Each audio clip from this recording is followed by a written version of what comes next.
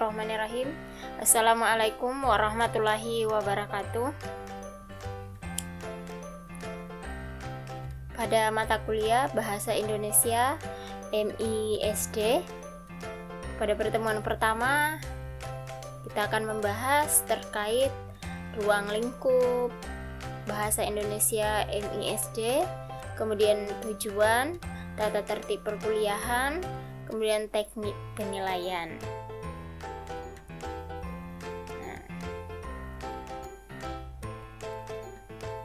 Mengapa di awal perkuliahan atau di pertemuan pertama biasanya kita membahas terkait kontrak kuliah? Apakah ini merupakan sesuatu hal yang penting? Oh, pastinya penting, pakai banget.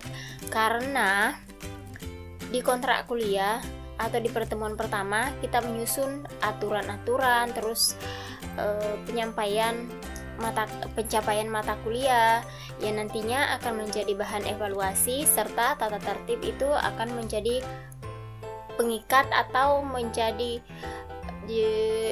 aturan yang harus dipatuhi di dalam mengikuti proses perkuliahan. Mata kuliah Bahasa Indonesia MISD. Nah, apa yang diharapkan dari mata kuliah ini? Yakni mahasiswa memiliki pengetahuan, pemahaman, dan skill yang memadai dalam bidang studi bahasa Indonesia, khususnya di MISD, yang meliputi pengetahuan, pemahaman, dan skill terkait materi dasar bahasa Indonesia, fonologi, morfologi, sintaksis, semantik, sastra Indonesia, dan sastra anak. Adapun materi atau ruang lingkup yang akan kita pelajari selama 16 kali pertemuan, yakni konsep dasar bahasa Indonesia, konsep fonologi, konsep morfologi, konsep sintaksis, konsep semantik, konsep sastra Indonesia, dan konsep sastra anak. Kemudian di akhir nanti juga akan ada ruang lingkup materi. Setelah di ruang lingkup ini ada ruang lingkup materi bahasa Indonesia khususnya pada tingkat sekolah dasar atau madrasah ibtidaiyah.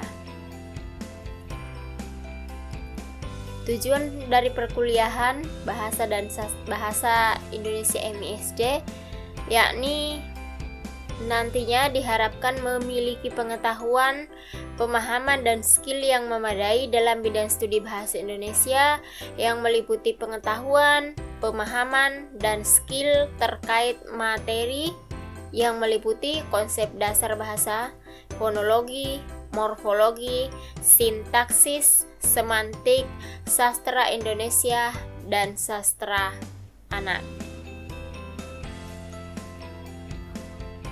Terkait referensi, ini hanya sebuah contoh atau sebuah anjuran, tetapi tidak dibatasi bahwa referensinya hanya sebatas yang ada pada kontrak kuliah yang saya sebutkan atau yang bisa dilihat pada RPS nantinya, tetapi referensi ini bisa mengambil dari referensi yang lain, misalnya pada artikel jurnal.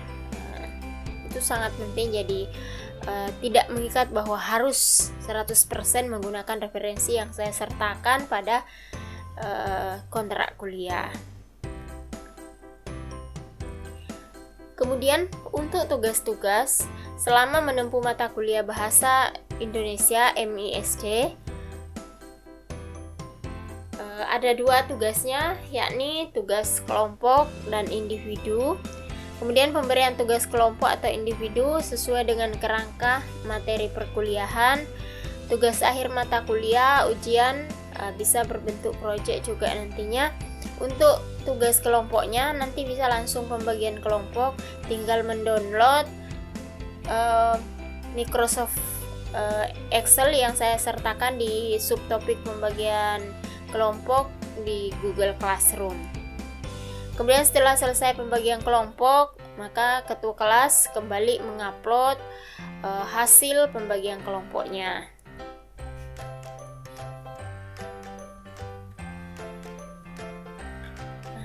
Ini tata tertib perkuliahan.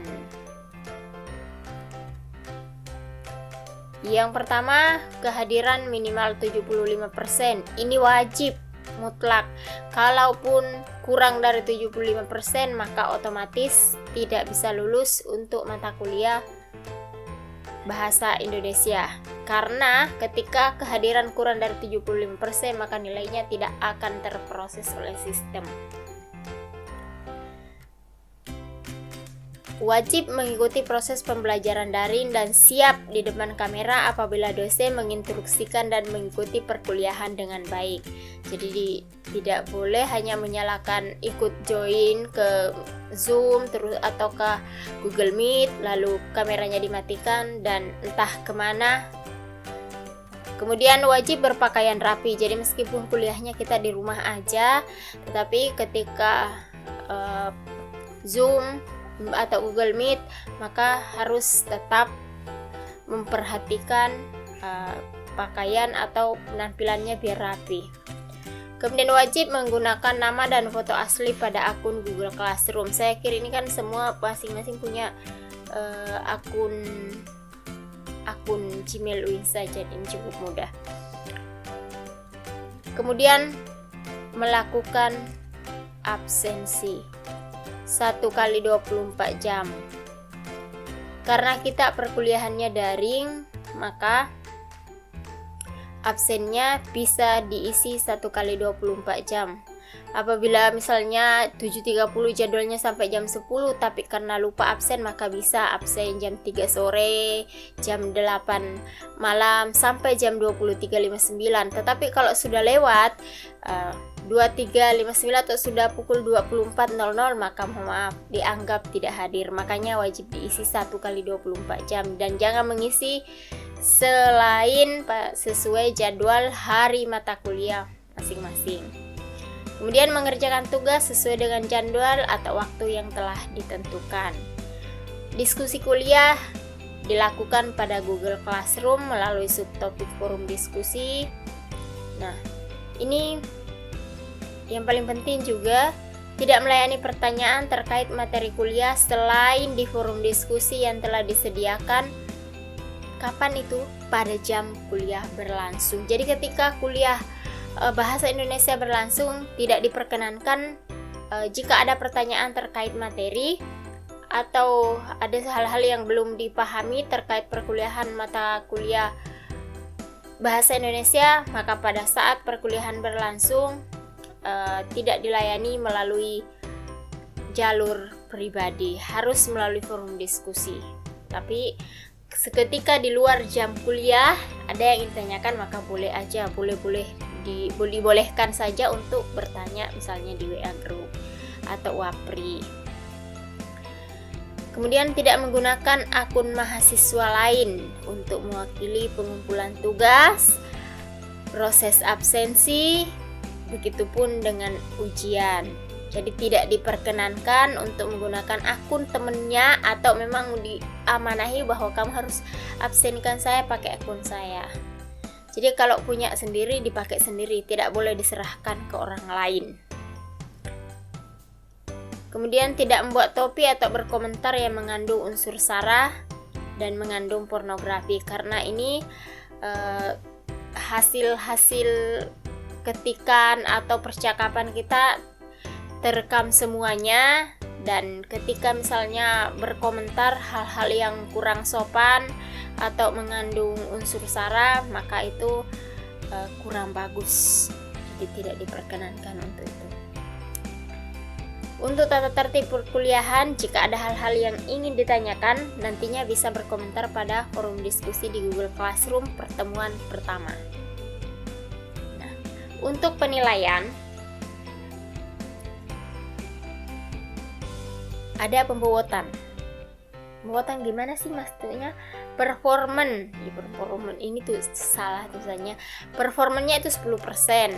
Kemudian tugasnya berapa sih kontribusinya? 30%. UTS-nya 20%. UAS-nya 40%. Jadi jumlah keseluruhannya 100%.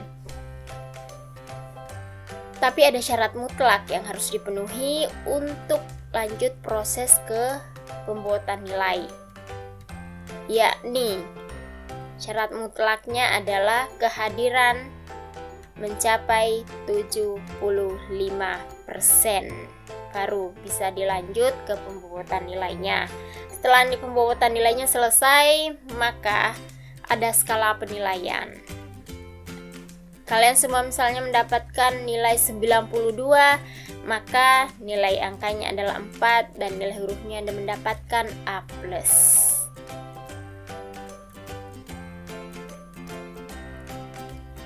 Demikian untuk pertemuan kita yang pertama pada mata kuliah Bahasa Indonesia. Wassalamualaikum warahmatullahi wabarakatuh.